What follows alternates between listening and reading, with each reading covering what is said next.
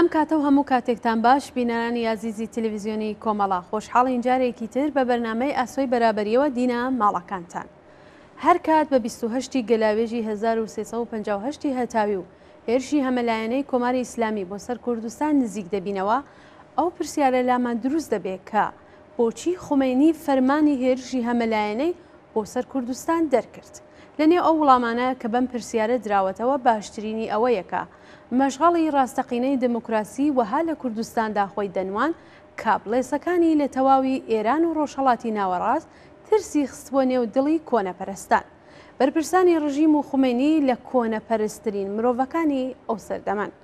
خەڵکی تێکۆشەر و نەیارانی دەسەڵاتی دینی لە ناوچەکانی دیکەی ئێران بەردەوام ئەو دروشمەیان دەوت ئێران سەرانسەر دەکەینە کوردستان. کام ڕوودا و کام هەوڵ و کام هێز و لایەنی سیاسی کوردستانیان لە ساڵی 1358 هەتاوی بەو قۆناغە هەستیارە گەیاند. بۆ وەڵامدانەوەی ئەو پرسیارە و پرسیارەکانی هاوشێوە داوامان کردووە لە هاوڕێ ڕۆیا مەحموودی ئەندامی کومیتەی ناوەندی کۆمەڵە کە میوانی بەرنامەی ئەم هەفتەی ئاسۆیی بەرابەریمان بێ. لەگەڵمان بن.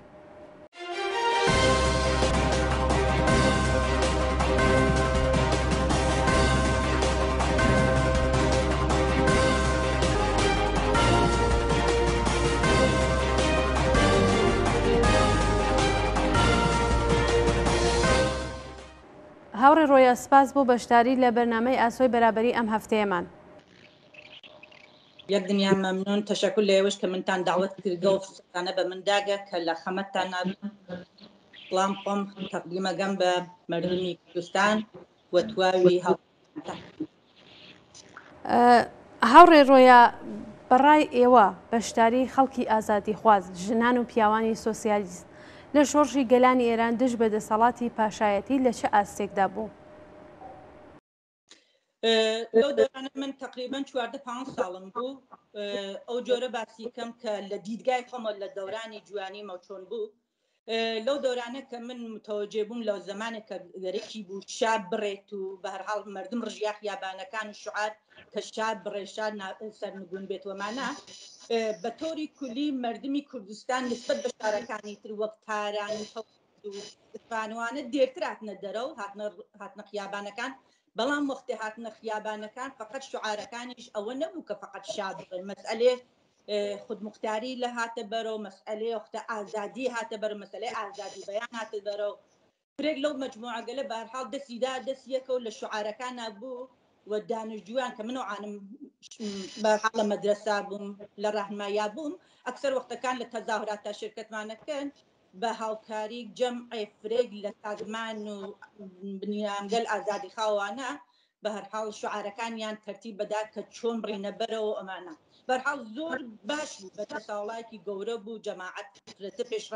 پێشڕەویانە کرد لە بەرەو بوون. شعارەکانی ئێمە تەک نسبەت بە شعار فرێمەناسقات ئێرانیژە جیاوازی بوو بەڕاستی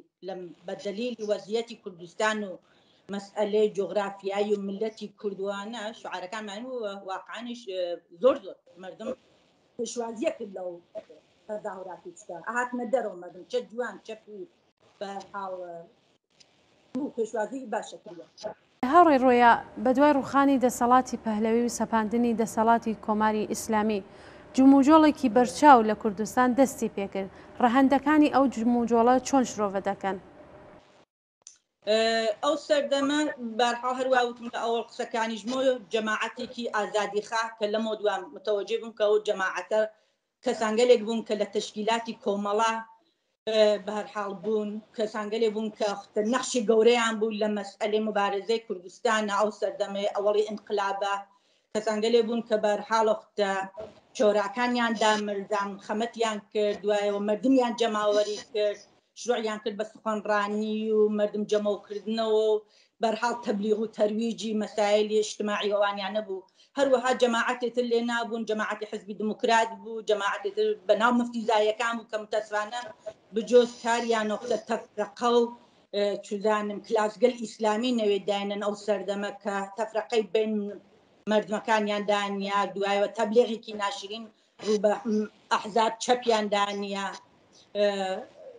جریانگەلێکی زۆر بوو، کەسانگەلێکیش بوون کە واقعاً فقط بنیانگەلی ئازادیخوا بوون، جەماعەتی بەناو پەیکار بوو ئەحزاب گەل بچوو و گەورە بوو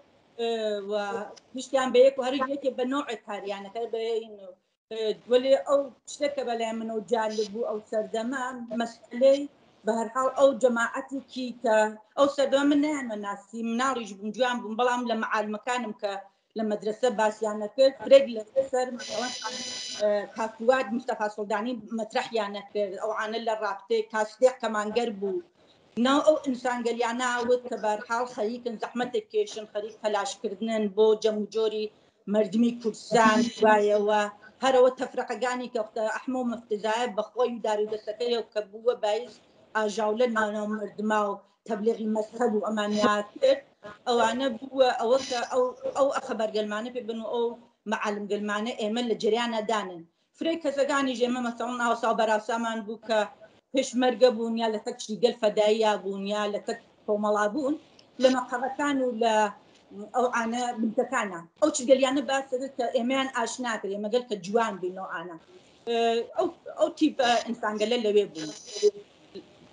لەو دۆرانە دوای خوێندمە و لە نەشریەکانە گەورە بوون لە نەشیەکان کۆمەڵۆ لە باقی توزانم ڕۆزنامەکانە ئەم خوێندەوە کەواقعەتی بوو کە جریانی کۆمەڵە جەماعەتی کۆمەڵە گیانگوزەرەکانیان نەخشێکی عومدەیان بوو لەو دەورانە بەڵێ هاوڕێ ڕۆیە کاتێک خومینی لە ڕێکەوتی هەفتەی ڕێبەندانی 57 هەتاویدا بڕیاری حجابی زۆرە ملەی بۆ ژنانی کارمەند لە ئیدارات و وەزارەتخانەکانە دەرکرد خەباتێکی 6 ڕۆژە دژ بەم بڕیارەی ڕژیم ناچار بە پاشەکشەی کرد شاری سنە یەکێک لەو ناوەندە گرنگانەی ئەو تێکۆشانە بوو لەم بوارە چه زانیاریەکتان هەیە بۆ بینەران باسی بکەن وەزنەتی شرایەتی کوردستان فرە تایبەتی بوو لەو دەورانە ئەوڵن بە خاطر وەعزەتی فەرهەنیمان ئێمە لەو حجابی ئجباریەوە لە مەناتقی ئێرانە داینیە وەها نەبوو دوایەوەژە تەبلیغی حجاب و ئەمانەژە واقعاً لەو سەردەما من تاو جێگە لە زێن خۆما بێت و لە لینەکان ناخۆن بێتم وانە بوو وەلێ جنبشێک کە ڕوویدا تەزاهوراتێکی عومدە لە شارەکانە و مەخصوسەن لە شار سنە بەرزەو بۆ لەو دەورانە مردم ڕژیا خیابانەکان ئیعتراض خۆیان نیشاندا بە هەر حاڵەختە دوایەوە باس دفاع لەکردن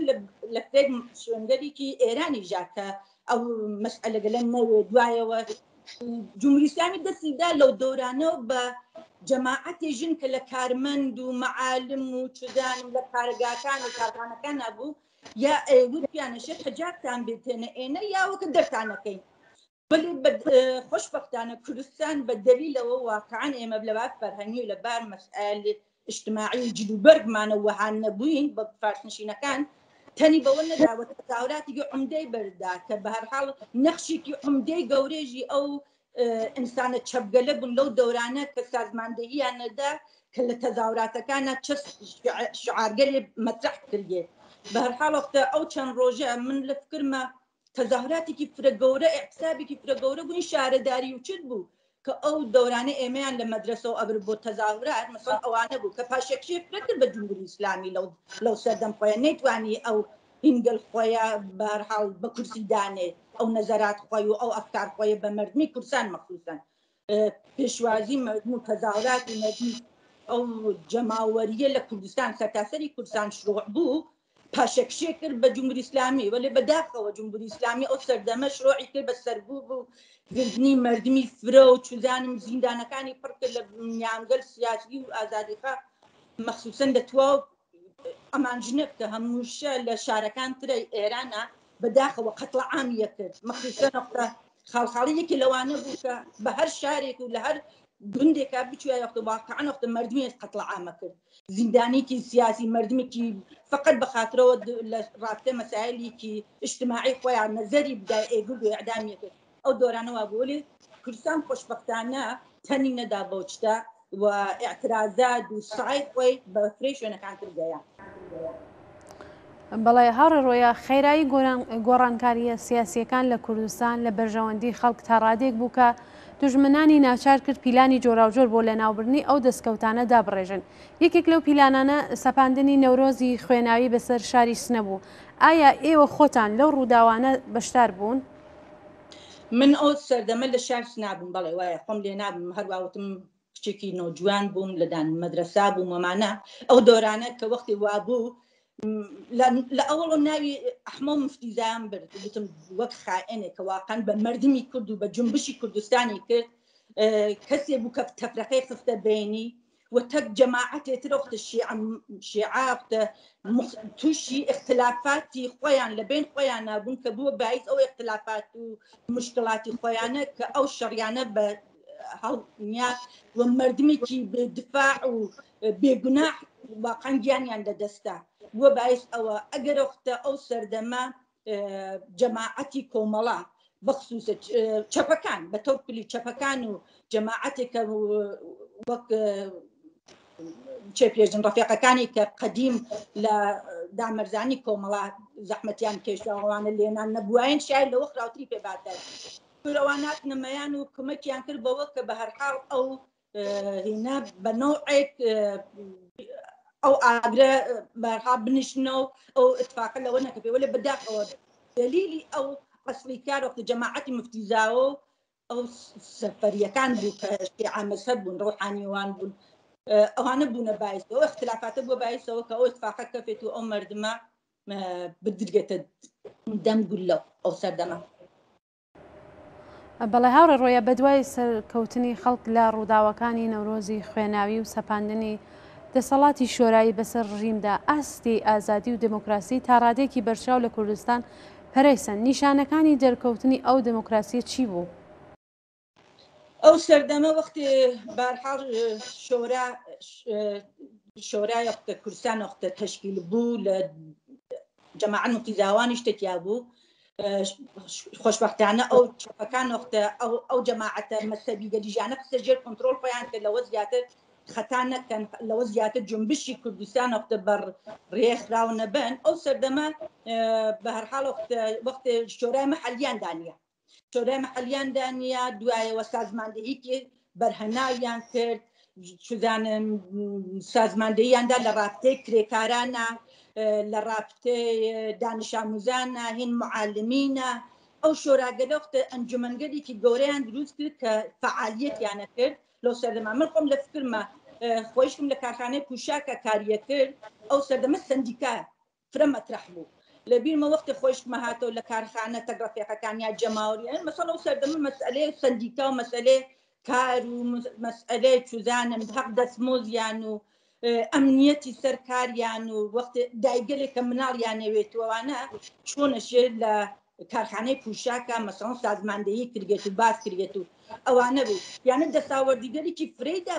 بۆ مردمی کوردستان لەوەکە ئەوە کە خۆیان هەڵسن نوێنەری خۆیان وەختە هەڵبژێرن ئەوە کە شۆراکان وەختە لە ناو محەلەکانە دروستکردیا ئەوە کە وەختە مردم خۆی تەسمیمێکرد محافزەتکە لە محیط و محەل و ئەوانی خۆیانە دەساوەردگەرێکی فرە بوو باینتێ بەداخەوە کەم بوو نیانهێشت دوشمن نەهێشت و هەروە تەفرەقەگەرەکانی ئەحمە مفتیزایی ئەوان نیانهێشت بەداخەوە کە ئەوە ئەدامەدار بێت بەڵام ئەو دەورێکی واقعاً پڕ لە خۆشی و شانازی بوو توا ئۆدارەکان باز بوو بە هەرحاڵ لە فرێ شوێنەکان کە دنیا بەسیا و لە کوردستانە باز بوو لە توا شوێنەکان تر ئێرانە کە خەفەخان و ترس و وەحشەت بوو لە کوردستانە مەسەڵەن باش بوو مەدرسەکان بوو مردم بە لیباسی خۆیەوە هاتە دەرەوە ئدارەکان بە لیباس ئەتری ساوا بە زبانی کوردی جوان مردمی ژیان نەداوە فرێ چلگە لەختە بەرحاڵ ئەو سەردەمە کە فرە مهم بوو لەوە وعزیەتە لە ناو جامعەیەکی چزانم ئیسلامی لە ناو جەماعەتێکی کۆنەپەرست بتوانی بە جەماعەتی کەمە ئاوا سازماندهیی زۆر شۆرایی بکەیت و بتوانی بە فرێک لایەنەکانی خۆت بە حکوومەت داسەخنی ئەوە فرە مهم بوو لەو دەورانەکە بە نەزەری من مردم استقبالی لێکرد و خۆشحاڵ بوو بە فرەتر و فرەتر مەسەڵەن جەماوەریەکان ڕۆژ بە ڕۆژ فرەترەوە چونکە یانزانی ڕێگەی چزانم بەدەست هاوردن ئازادی مەتاڵباتی اجتماعی مەتاڵباتی سیاسی لەو ڕێگە ئەتوانێت خۆیان بەدەست خۆیان بێنێ دەر و احتیاجی بە لە دەوڵەت مەرکەزی لە بان و تەسمیمیان بگرن نەبوو ئەو مەسئلەی حەقی حقوقی حقی ملیە فرە مهم بوو زانم مەسائلێکی فرە بوو کە بەرحاڵ لەو سەردەما بە تەریق شۆراکان ئەچووە بەرەوە و بە باشیش ئەچووە بەرەوە بەڕاستی حیف کە دەورانەکەی فرەکەم بوو وەلی واقعاً دەورانێکی شانازی بوو بۆ مردمی کوردستان کە لە ناو ئەو ملەتی توای ئێرانە مەسەڵەن هەڵسێ حکوومەتێکی شۆرایی دروستکە بە وەزیەتێکی زۆر باش کە فرێک شارەکانی کوردستان دوای سنە فرێک لە شارەکانی کوردستانیش شۆیان کە بە مەسایلی شۆرایی و سازماندەهی بەو شێوە وافتە لە سنا شوە بوو ئەوە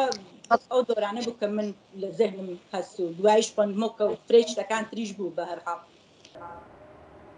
بەڵێ هاوڕێ ڕۆیا ژنانی خەباتکار و سوسیالیست چه ڕۆڵێکیان لە گۆڕانکاریەکانی ئەو کاتەی کوردستاندا هەبوو؟ زۆر مەخصوسە نەختە ژنان ئەو ئانە منوازدانم نەخشێ گەورەی ژنان بە تەوەجە بۆیکە ێژم لە جامعەیەکی ئێران و لە جامعەیەکی کوردستان و لە جامعەیەکی ئیسلامیا بوون وەلێ چەپەکانی ژنانی چەپی ئەو دەورە نەخشێکی عومدانیان کرد. ئەگەر من و تۆی سەلێرا دانیشتین ئەگەریسە من و تۆ هاین لێرە خەمەتێکە کە ئەو ڕەگەلە لەو دەورانە لەو وەعزیەت و شەرایەتی خەفەخانی پیاک سالارانە ئێنا بەدەستیان ناوت بەڕاستی زندگیکی وەعزیەتێکی سەخت مشکل دوایەوە لە خۆی شوێنەکانە بەرحاڵ بەریان لێگیریا بە خاتر مەسئلەی ژنبوونیان حتا وەلێ ئەوان نەخشێکی فرە گەورەیان بوو لە کارگاکانە مەخصوسەن لە کارخانەکانە چزانن لە معالمینە کە داوای حەق و حقوقی خۆیان کەن دفاعکەن لە مەسئلەی کرێکاری و حەق دەستمۆز و چزانم سەعات کاریانەوانە نەخشێ فرە عومدەیان بوو لە بێسەوادی کە بەرحاڵ زەحمەتیانە کێشا بەم شار و بۆ شار بۆ دێهات ئاچوون کە بەرحاڵ تەبلیغ و تەرویجیانە کرد لە ڕابطەی مەسائل اجتماعی لە ڕابطەی مەسائل سیاسی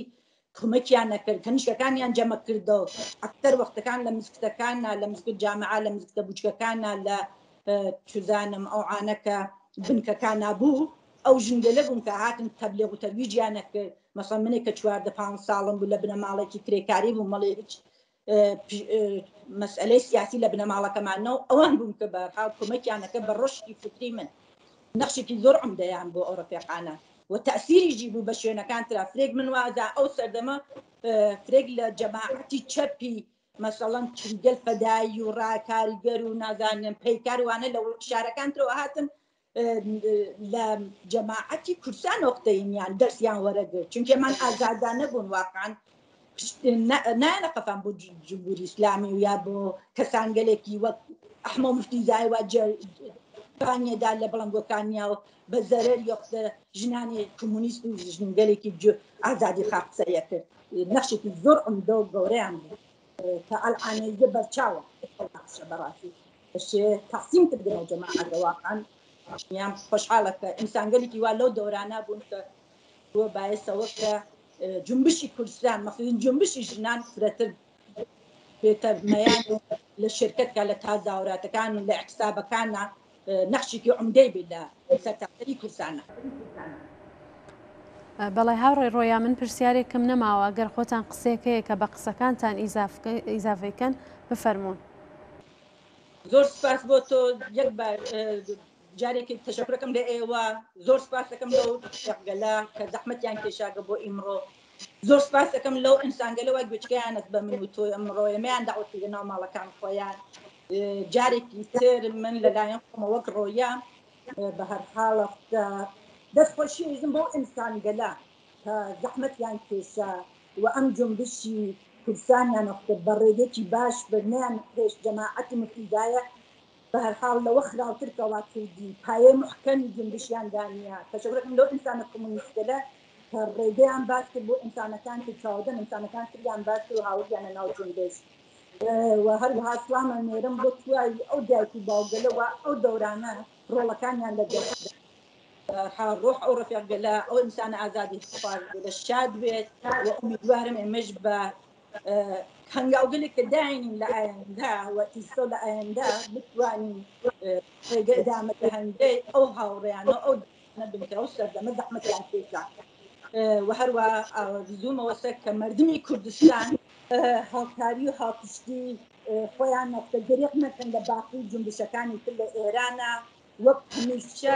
فعالانە شرکت کەن لەو تەزاورات و شتا یەک دنیا مەمنون بازم لە ئێوە زۆر سپاس کێشا منتان داوەت کرد مەمنون.